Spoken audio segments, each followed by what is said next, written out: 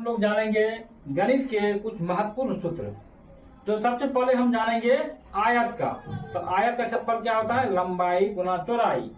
और आयत का जब हम क्षेत्रफल जब हम चौड़ाई निकालेंगे तो क्षेत्रफल बटा लंबाई हो जाएगा। यदि हम आयत का जो है लंबाई निकालेंगे तो क्षेत्रफल बटा चौड़ाई हो जाएगा। इस तरह से हम निकालेंगे। अब देखिए आयत का परिमाप बराबर क्या होता है? 2 इंटू लंबाई प्लस चौड़ाई होता है।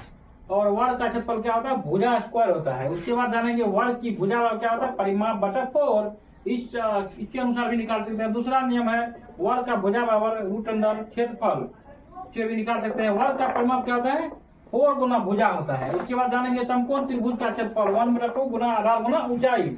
उसके बाद जानेंगे समकोण त्रिभुज का आधार बराबर होता है 2 गुना क्षेत्रफल बटा ऊंचाई। उसके बाद समकोण त्रिभुज का ऊंचाई बराबर क्या होता है? 2 गुना क्षेत्रफल बटा आधार होता है। उसके बाद घन का आयतन बराबर क्या होता है? a cube. उसके बाद घन का वक्र पृष्ठ क्षेत्रफल क्या होता है? 4a square. घन का संपूर्ण पृष्ठ क्षेत्रफल क्या होता है? संपूर्ण क्षेत्रफल 6a स्क्वायर होता है।